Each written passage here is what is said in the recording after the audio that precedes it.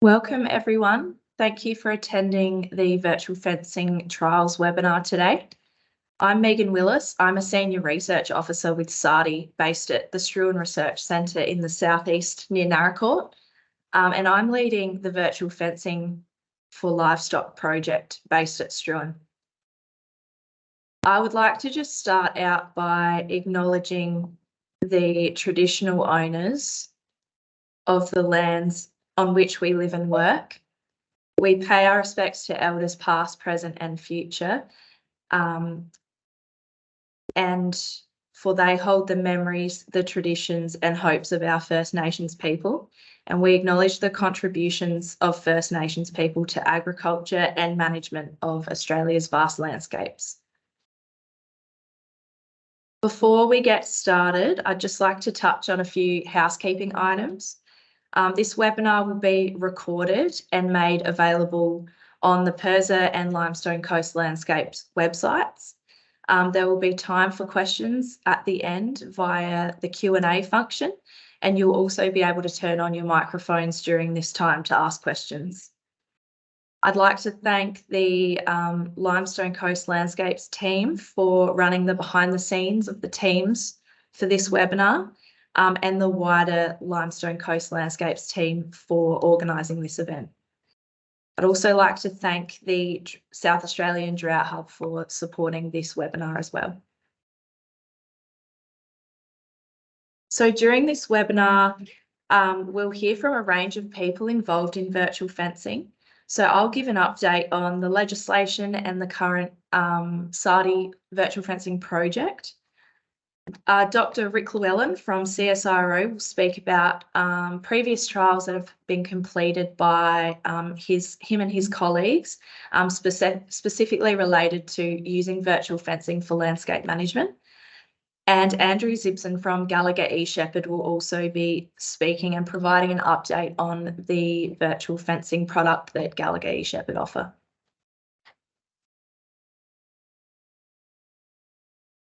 So the Virtual Fencing for Livestock project is led by SARDI in collaboration with the University of Adelaide, and this work is funded by the Department for Industry, Innovation and Science, SARDI and the South Australian Drought Hub. So currently in South Australia, virtual fencing is prohibited under the Animal Welfare Act.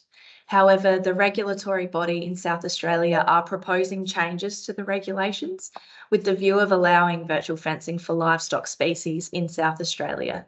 And this is tied up with the Animal Welfare Act review that's happening at the moment, and could be we don't really have a timeline on that change just yet. So virtual fencing works through an audio tone paired with an aversive pulse signal that signals the location of a GPS-enabled boundary to the animals. And this is done via a neckband worn by each animal. Now, these neckbands connect to base stations that are installed on farm to send data back and forth between the neckbands, the towers and the web app to manage the location of animals. And these neckbands can be powered by solar or lithium battery. Virtual fencing, the algorithm is based on associative learning, which is the ability of animals to associate the audio cue with the aversive pulse. So, for example, in this diagram on the screen now, you can see animals in a paddock with a virtual fence activated. And so the animals on the far left, they're nowhere near the fence, so their collars aren't giving them any signals. You can see the animal that's moved sort of towards that virtual fence has received an audio tone. So if that animal stops where it is, turns around, backs away, or modifies its behaviour and moves away from that virtual fence, they will not receive any further signals from their neckbands. But if the animal continues towards that virtual fence, they'll receive an aversive pulse. And over time, the animals learn the association between those two cues and learn to avoid the aversive pulse through responding to the audio alone. So the animal has the ability then to choose the outcome of that interaction with the virtual fence. There are 2 commercially available products in Australia for use in cattle. Those 2 devices are the Gallagher eShepherd, which Andrew will talk about further later in the webinar, and the Vents virtual fencing collar. The Gallagher eShepherd product is on the left, the orange one, and the Vents product is the grey collar on the right. There are no commercial devices available for sheep just yet. So there are a few potential applications for virtual fencing now and in the future. At the moment, the major capabilities of this technology are around containment and exclusion of cattle from specific areas. So waterways, environmentally sensitive areas, areas within crops and pastures that may be affected and need targeted grazing, and other kind of containment and exclusion activities. Also moving into the rotational grazing of cattle, so being able to move cattle around within areas to facilitate rotational grazing, but this is still very dependent on the intensity and complexity of the system that you're trying to run. In the future, we'll be looking at containment and exclusion of sheep, rotationally grazing sheep, and management of more difficult mobs, so such as lambing and calving mobs that have that offspring pool, or mobs that maybe neighbour each other, things like that, that are just a little bit more tricky to manage. Some of the long-term benefits of virtual fencing include a reduced reliance on physical and electric fencing, so reducing that upfront cost of building and maintaining this infrastructure on farm. Remote monitoring and management of livestock, so some level of reduced labour input, especially if you're running a more intensive rotational grazing system where you're shifting animals regularly. Virtual fencing allows you to shift animals remotely. And increasing resilience to fire, flood and drought. So having the ability to turn fences on and off, allow animals to get to safer ground, and then locate those animals via GPS after a natural disaster. And increasing resilience to drought by changing practices around land management and grazing now, so that there is that feed base available during a drought.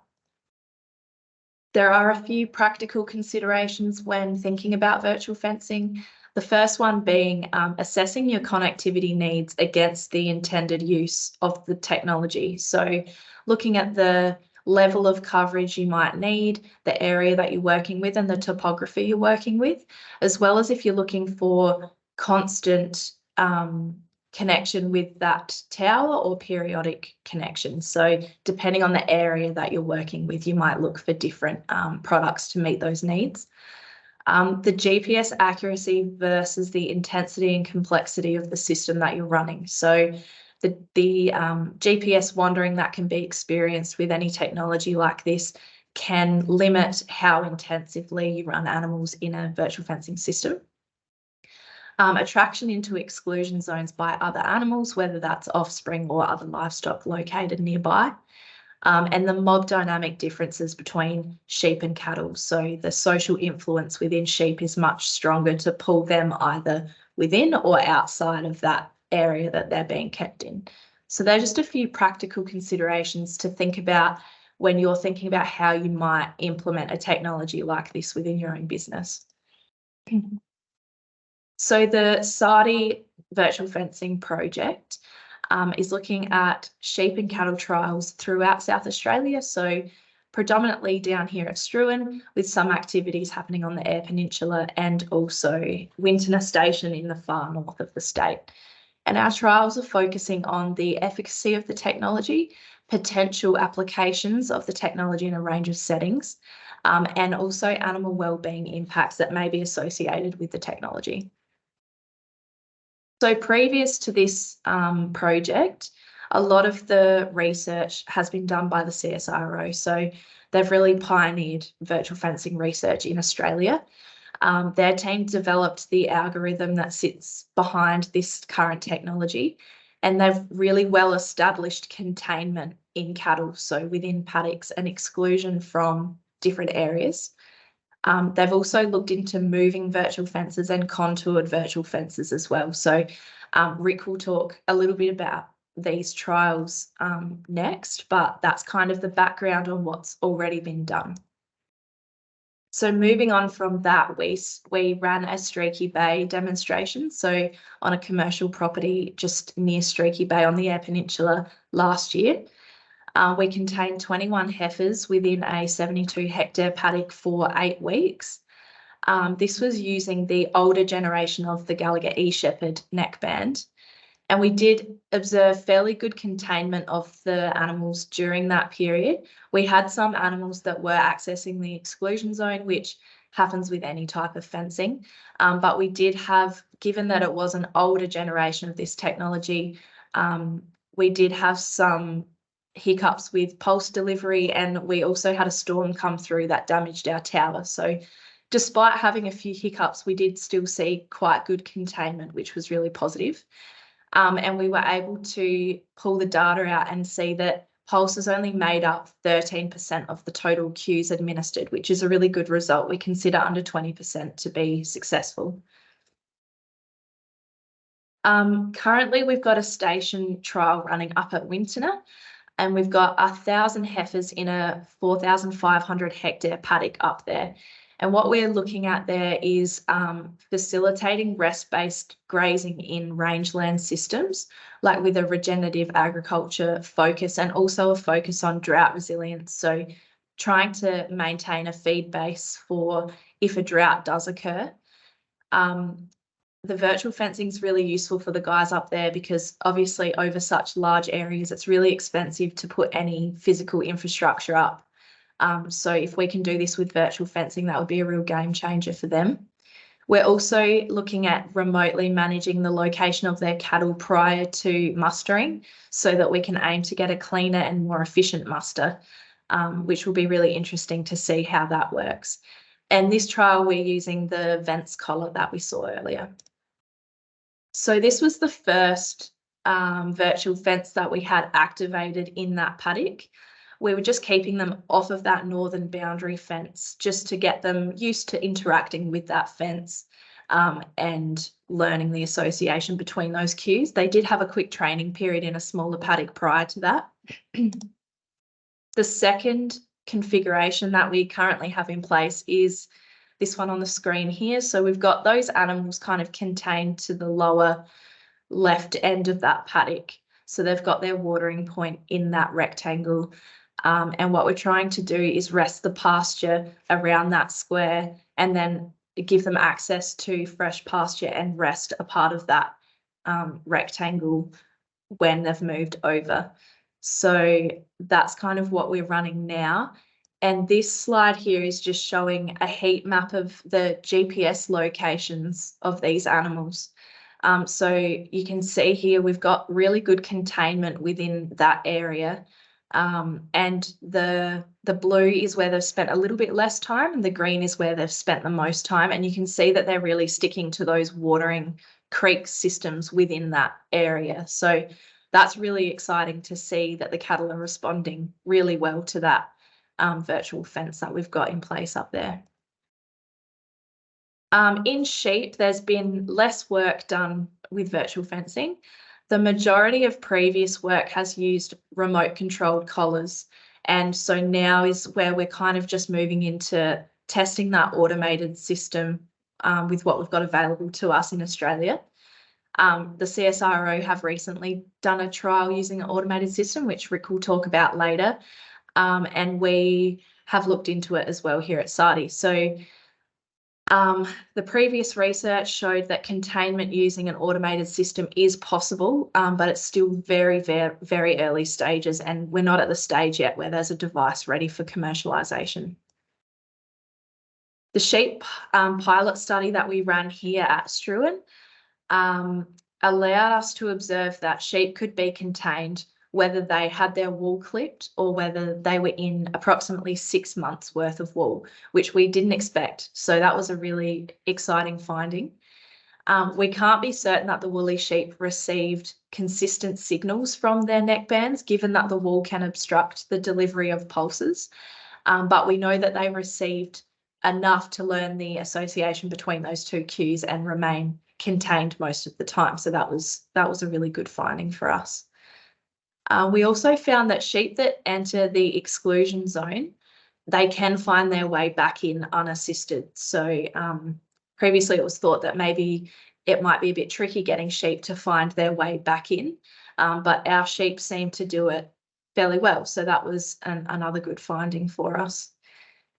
We also observed that the experimental collars we used, which were a modified version of the Vence collar, aren't suitable for long-term use in sheep. So there really does need to be that investigation of an alternative option for sheep with wool, whether that's an ear tag or a different type of collar. There is potential for collars to be used perhaps in shedding breeds as a longer term option, but definitely needs to be some more work done in this space. So this is just a screen grab of our sheep in that pilot study. So you can see where the yellow zone and the red zone are. That's the exclusion zone with the virtual boundary. And the top 4 groups there in those small paddocks were our virtually fenced groups. And then we had 2 electric fenced groups as controls down the bottom. So there's a little bit of GPS wandering going on here because the animals are kind of outside of the physical fences on this map, but you can see that they've 6 distinct groups there and that they're fairly well honouring that virtual boundary in that screen grab. So this is the heat map that we were able to generate from that trial. So you can see those top 4 paddocks there, a really clear, distinct line of containment there, which was really good to see.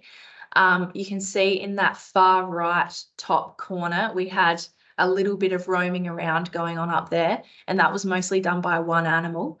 And we did have sheep that were in that drain paddock just along the top northern side of those 4 paddocks as well, which may have caused some draw into that exclusion zone.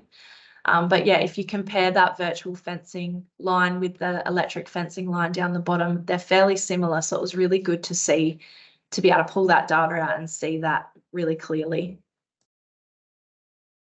Next steps for the virtual fencing project within SARDI, we'll be looking at rotational grazing of cattle here at the Struan Research Centre. So those 4 of those long rectangle paddocks in that photo will be rotationally grazed down with 4 mobs of cattle, and looking at how the virtual fencing compares to electric fencing with both efficacy and also animal wellbeing impacts.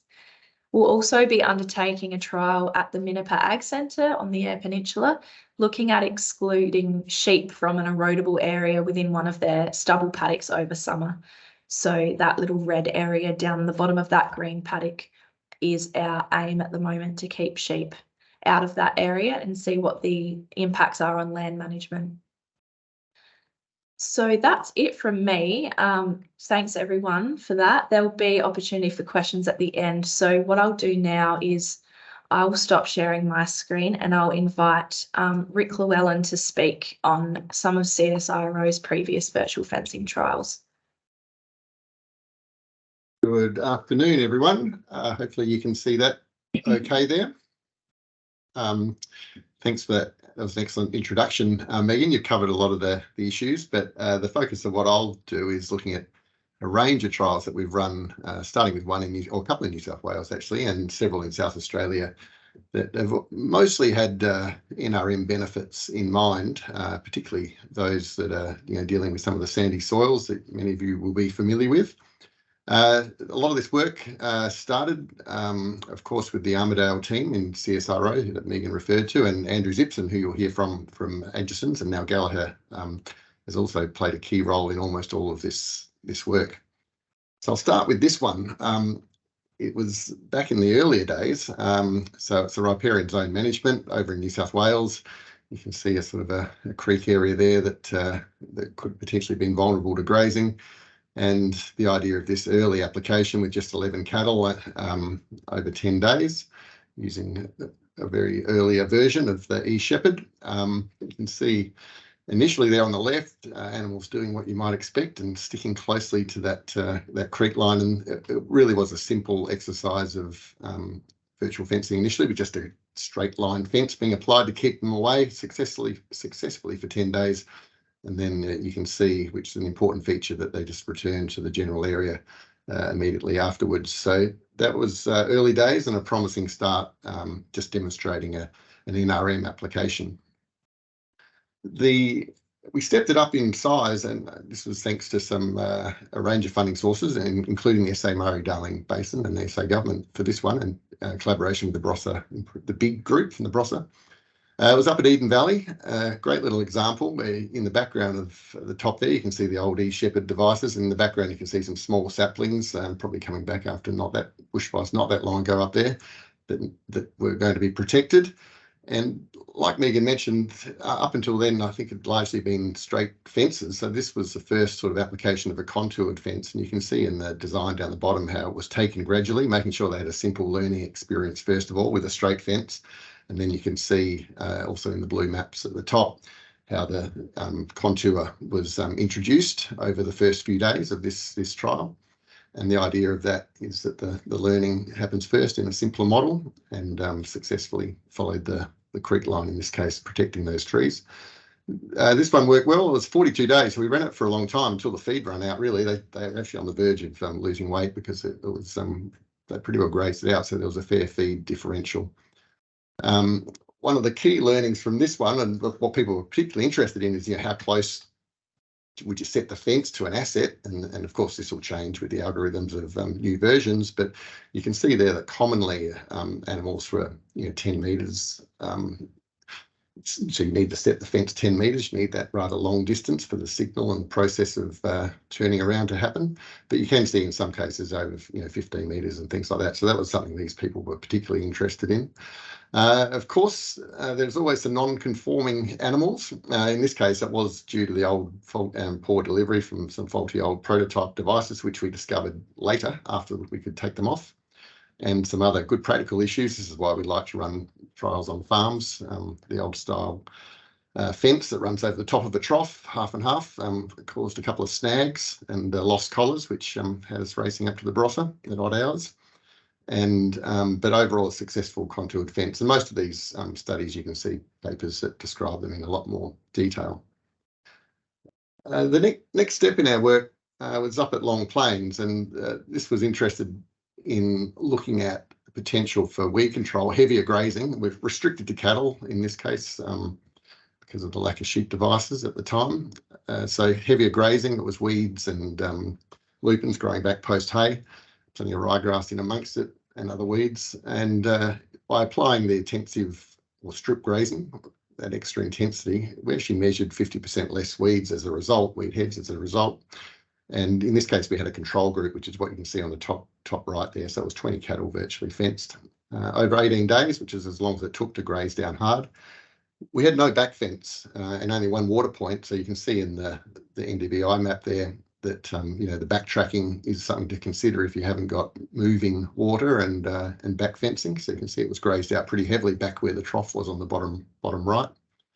The weight gain, there was no difference between the control and virtually fenced, which I think is a good sign. You wouldn't expect big differences, but certainly no stress-induced weight loss or anything like that. And good audio ratios where they learnt rather fast, and you can see that's a cumulative graph at the top. And the ratio was maintained at a pretty good level, similar to what Megan suggested all the way through. So that was a really positive trial with full control the whole time, because you're tending to keep the feed ahead of them. More recently down at Pinaroo at Bull Oak with the Nicholses and their Angus. This is a classic mallee paddock, plenty of sandy rises to protect, and also some frosted areas that we were grazing out here with some heavy weed loads as well due to poor establishment. And you can see there, setting that up, you can see the curves, which Andrew, who you'll hear from, helped us with. So just keeping that multi-sided fence, you often just see straight lines being applied, but these were cells being applied. And the curve there, just making sure there's no tight angles that become too confusing for the animals. So 40 cattle, hard grazing with the back fencing this time, and you can see the moving trough that we used. Once again, there's always a few individuals, and a couple turned out to be on heat and distracted by a bull or two over the fence. And the other practicality, it certainly made us aware too. You can see it grazing pretty tightly in these sort of weedy areas.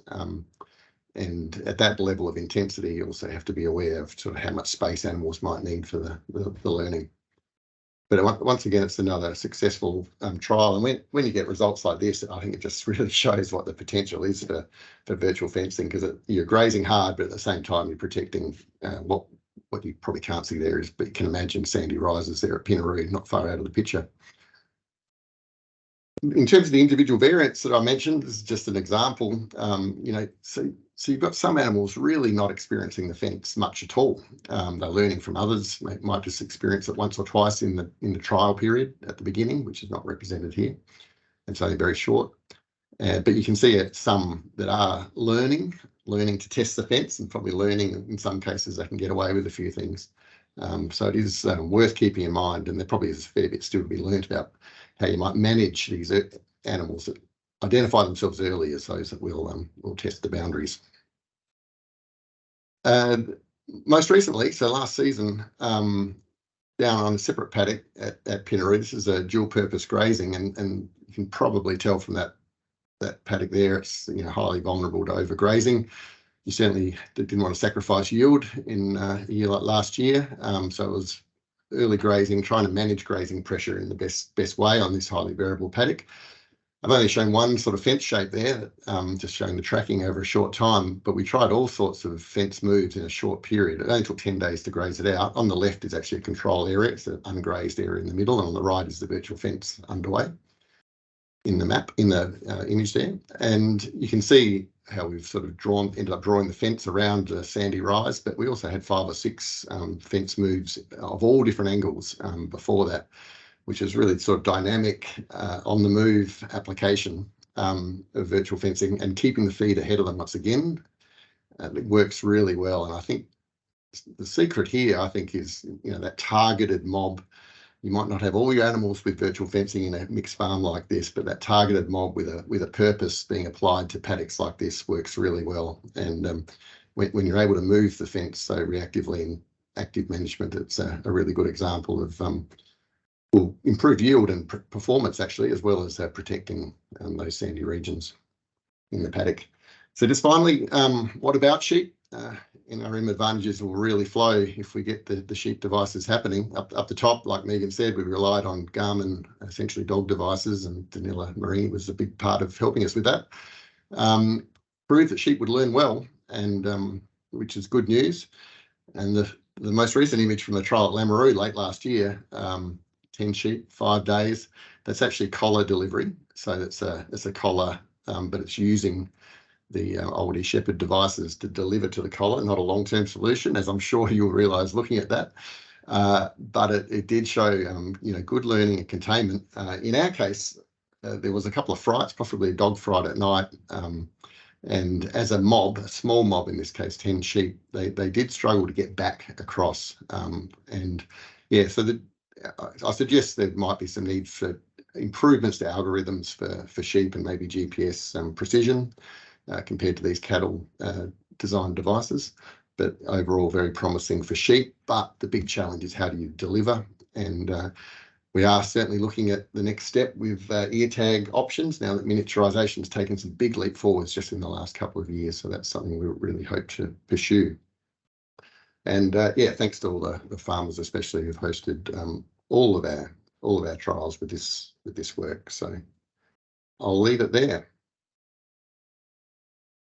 Thank you, Rick. That was really good. I hope that provides a really good overview of the previous research and sort of the next couple of priorities for the next couple of years. So I'd like to now invite Andrew Zipzin from Gallagher eShepherd to present on their virtual fencing product. Okay, thank you. I'll just start sharing my screen. Okay, oops, all right, leave that out of the way. Okay, so I'll give it a little bit of an update on where eShepherd is at. You've heard quite a bit about some of the challenges that we've had with the previous neckband design, especially around pulse delivery, and how that didn't work on some animals. And for that reason, we've gone back and really made some significant changes to the design of the neckband. And as you can see, this latest version now no longer resides at the top of the neck, but it's moved underneath the neck of the animal and sits down the bottom, with now some chains being the electrodes rather than some smooth electrodes that we had on the underside of the device that sits on top of the animal's neck. So I'll just give a little bit of background of eShepherd. Go to the next slide.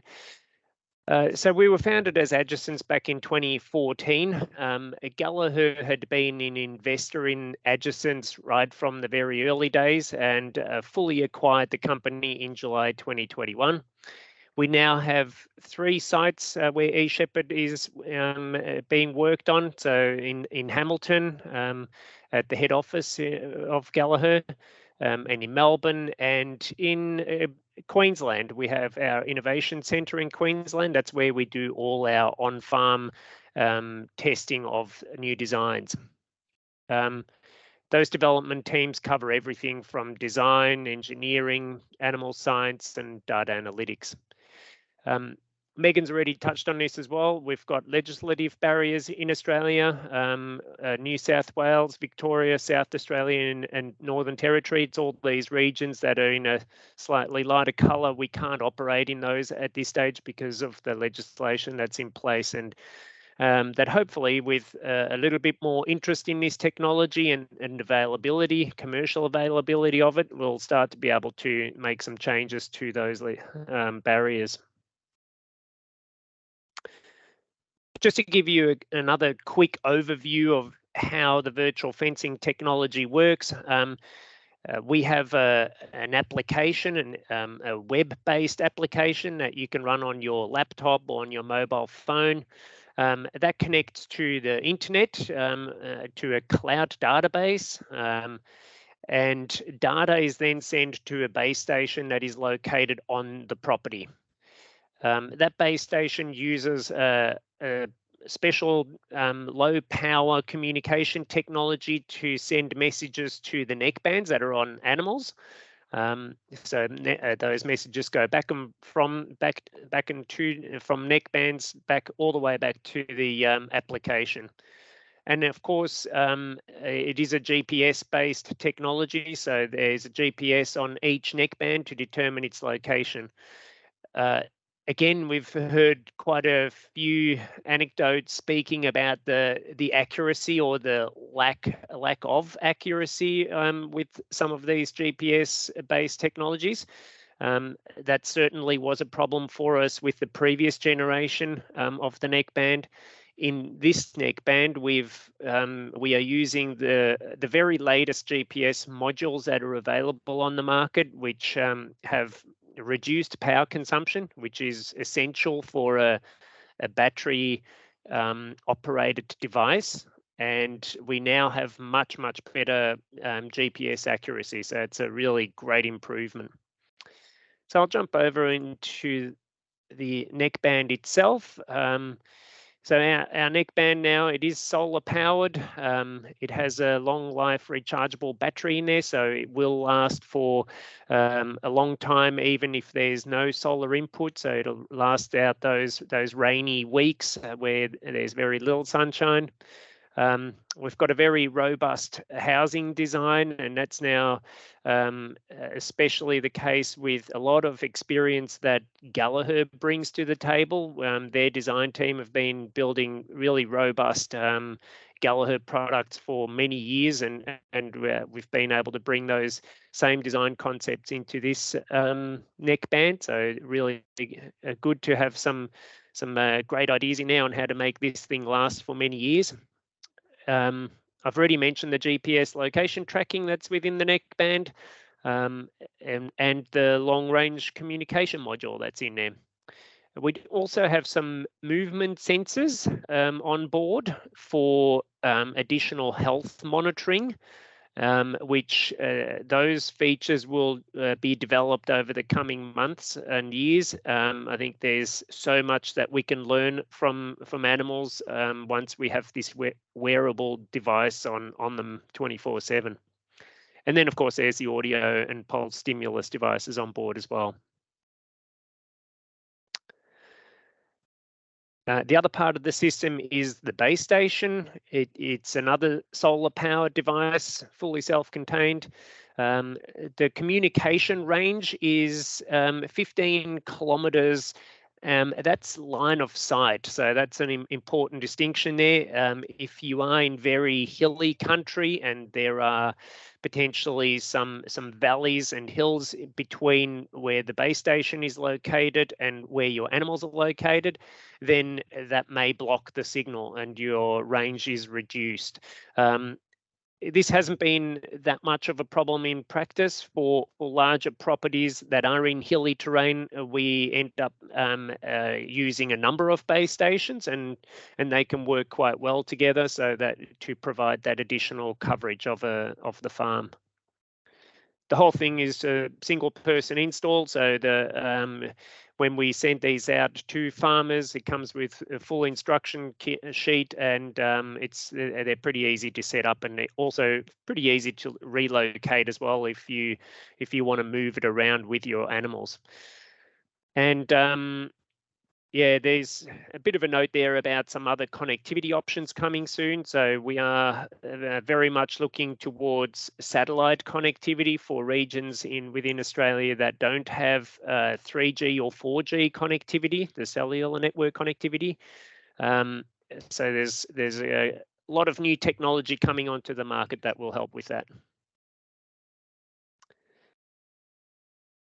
And then the final part is the web-based application that allows you to manage and control all of your animals. So as I said earlier, you can use that on any laptop that's connected to the internet from anywhere in the world, right? So you can log on, see where your animals are, manage your virtual paddocks and shift them around. So very versatile. There's a mobile app as well that allows you to do some of the essential functions. So as long as you've got a connection to the internet, you can see where your animals are and you can manage them from there.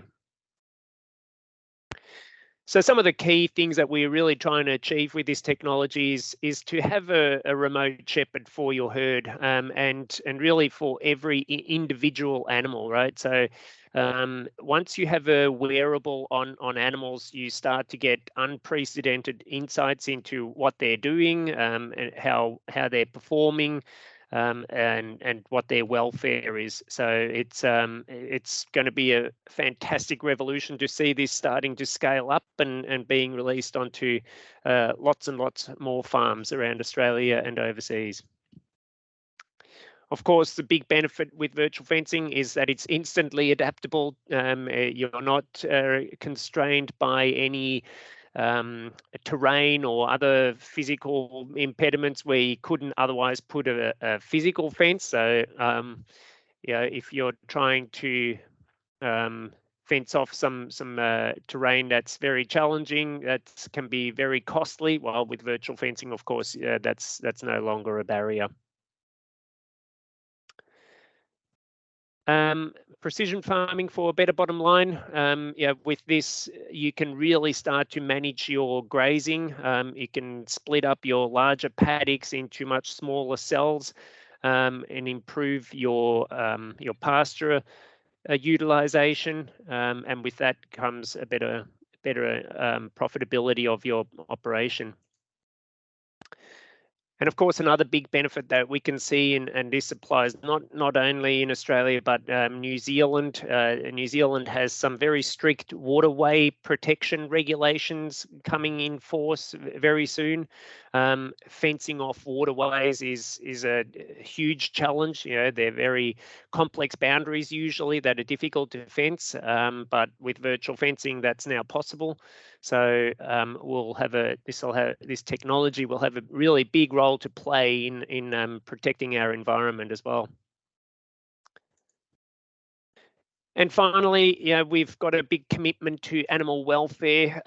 We do want to make sure that this technology is safe, and doesn't cause any harm to animals. So what we definitely already know is that now we can monitor individual animal behavior and their health and welfare.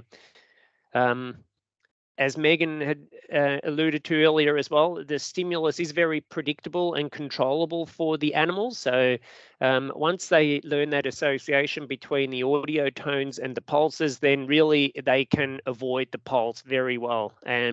That is now even more so the case than any of the previous devices, where sometimes the animals just didn't really respond to the pulse because it wasn't able to get across very well. Now we see even lower occurrences of pulse stimulus. So it's really where we've been wanting to get the technology to, and it's great to see that that's the case now with this new version of the device. Yeah, those pulses are safe for humans and livestock, right? So even if you were to hold on to those chains and cross a virtual fence boundary and you get a pulse yourself, well, it's unpleasant, but it is safe.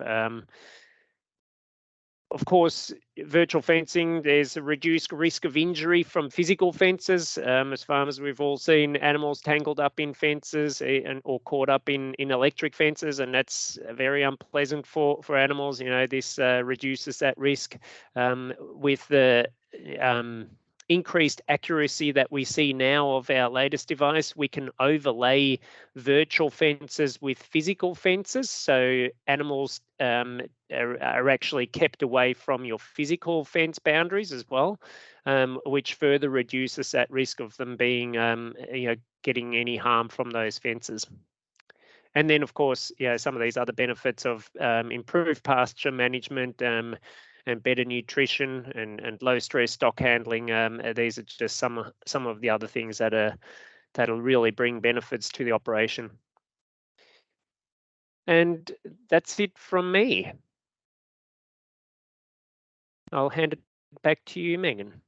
Yeah, thanks, Andrew. That's really great to get a bit of background behind how the technology actually works on the ground and hear from a supplier. Vents were invited to speak as well, but they're a US-based company, so they're all asleep at the moment, and their Australian reps are out on a job in the middle of the outback. So the Vents product, it works very similarly to the Gallagher eShepherd product. The principles are the same. There's just a few points of difference between the technologies, like with any other form of ag tech, that are key considerations if you're looking at implementing. But yeah, thanks, Andrew. That's really good. If you could just stop sharing your screen, and we will open up to questions now. So you shortly will have your microphones available to you. Up the top panel of the webinar, you'll see there's a raise hand function, and there's also a Q&A function. So if you would like to speak, please raise your virtual hand and we'll address any questions. Otherwise, feel free to put any questions in the Q&A section for myself, Andrew, or Rick, and we'll do our best to answer those.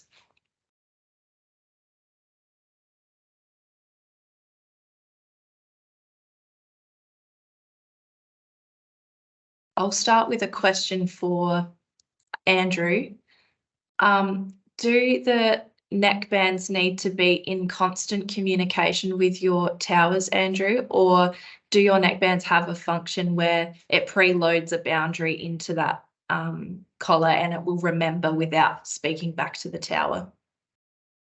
Yeah, it's a good question. We get that asked a lot. So yes, the case is that the neck bands will receive the virtual fence geometry that's sent down from the base station to the neck band. At that point, of course, you need to have some communication, but after that, the neck band can go for an indefinite period of time and continue to enforce that boundary without needing to have communication with the base station and the platform. We do have a safety feature built into the system to so if the neck band has lost communication with the base station for more than 24 hours, then it will stop enforcing that virtual fence boundary. And that's for instances where a base station may be struck by lightning, right? Which is actually an event that occurred at one of our trial sites. So then we no longer have the ability to turn off those virtual fences, and so those neck bands automatically stop after 24 hours. And that usually is enough time to be able to alert the farmer to, hey, you know, we have a system outage, your animals are not going to be contained with the virtual fence anymore, please take some action to address that. So, yeah. Yeah, thank you for that. Were there any other questions from the audience?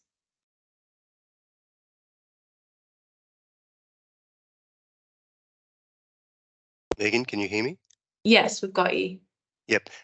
Megan, just this animal welfare task force group that's reviewing the scientific literature, Sure. I understand they've had that since the end of last year, and I've been keeping an eye on when they release communiques, and they just say there's been no feedback given by the subgroup looking at it. Do you have any more direct information as to where they're at and when they're likely to report on their review of the scientific material? Yeah, so the regulations, as you may be aware, expire this September. And so the South Australian regulatory body have the ability to extend that out for up to another 4 years. So really the timeline we're looking at is between now and 4 years' time. I think we would have it through a little bit sooner if it weren't for the larger Animal Welfare Act review that's happening at the moment. I know a lot of effort is going into that at this point. So I think the regulatory review will happen after. So that's the most update information I have on that at the moment. So yeah, that rough timeline is all that we're kind of working with at the moment, unfortunately. Hopefully we hear a bit more come September when that review is due, and we find out if they are extending, at least, you know, if there's some progress report for us. Oh, thank you. Just one for Andrew. Andrew, just looking at your new version of eShepherd, the operation of the crush, that hasn't proved difficult with it hanging below the neck there?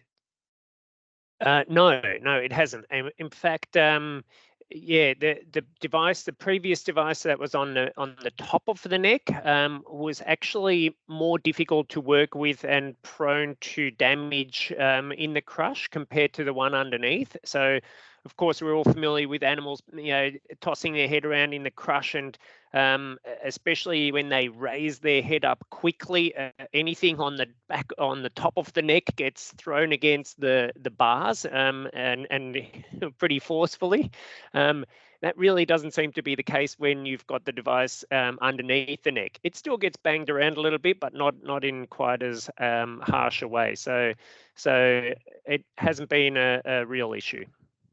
Thank you. Thanks, Mark. Were there any further questions? If no one's going to ask any, I'll ask again, Megan, and Go again for of you, Andrew. I've been following eShepherd and your opposition's developments for some years. With eShepherd,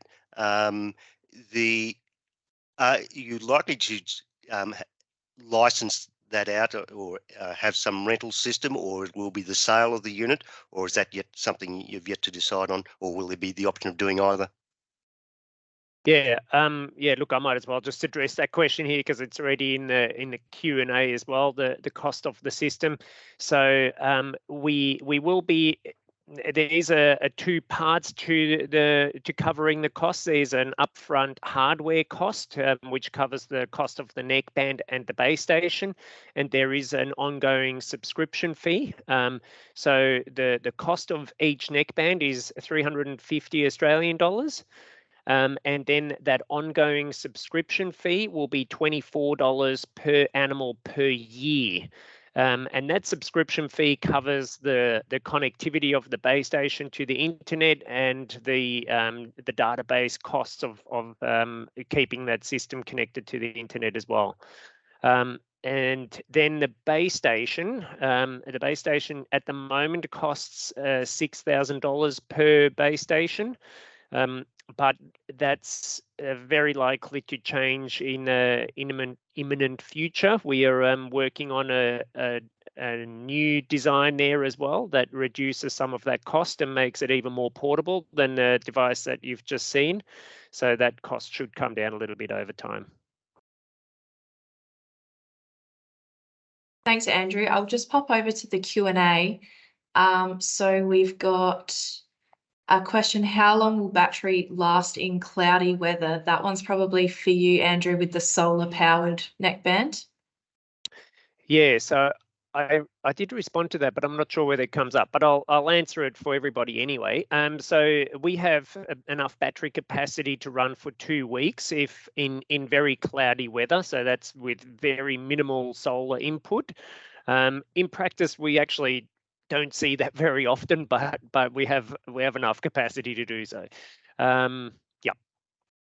So I think that's the answer to that one. Yeah, thank you. And Sarah's asked the rough idea of a standard setup cost to a farmer with 50 cows, for example. So if you're happy to give a rough figure there, Andrew, and then I can probably speak for Vents on their costing model. Yeah, okay. So as I said just a second ago, it's $350 per animal. So if someone wants to do the mental arithmetic there on multiplying that by 50, and then for a setup of that size, one base station would suffice. So we're talking about another $6,000 on top of that for the system installation costs.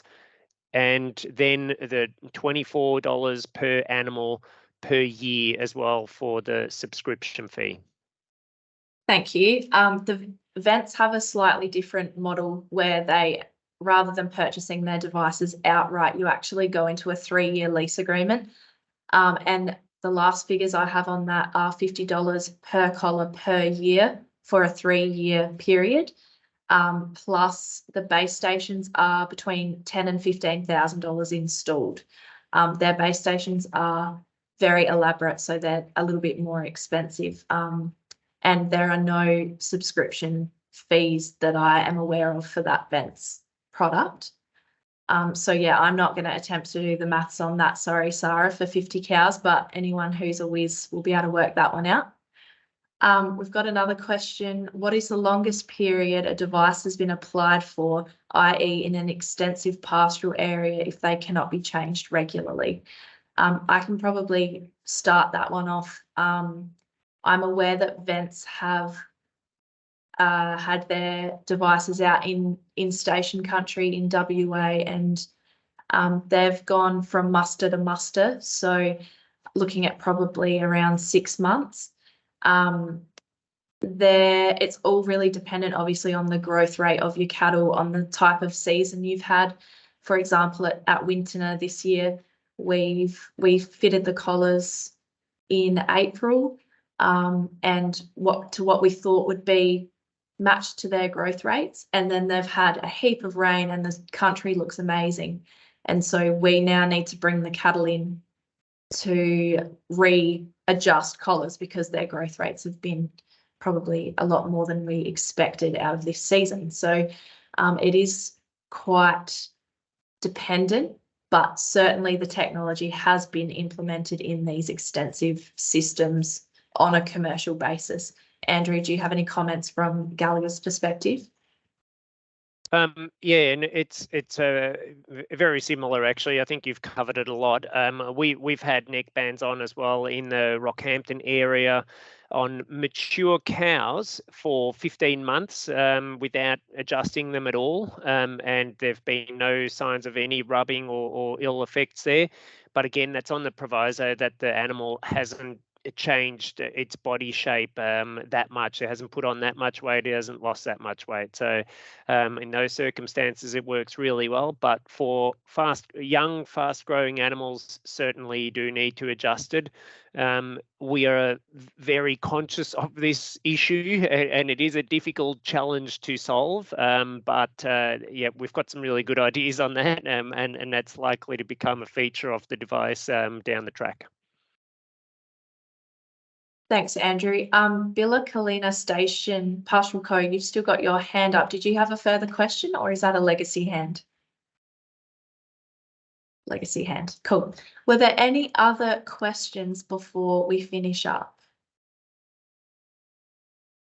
No? Okay, so I think we'll call it there. If anyone's got any further questions, feel free to get in touch with me, and I'm happy to refer you to Andrew or Rick if need be. I just want to really take the time to thank Andrew and Rick for joining us and taking the time out to present today. It's been really good to have a few different perspectives on the technology and where things are at, the previous research, and a bit of an insight into how these products actually work. So thank you guys for that. For everyone who's attended, there will be a link that I'll email out with a survey to complete for our monitoring and feedback purposes. It would be really helpful if everyone could take a bit of time out to do that survey. I know there's a survey after every webinar you go to, but they are really helpful for us to gauge how valuable the events are for you and any gaps. Also, my contact details will come out to you all with that too. So if there is any more questions from anyone, I'm more than happy to answer those. Thank you everyone again for taking the time to join this webinar. It's been great to have you and share a little bit about virtual fencing and the work we're doing in the Limestone Coast. So yeah, thanks everyone, and please enjoy your evening.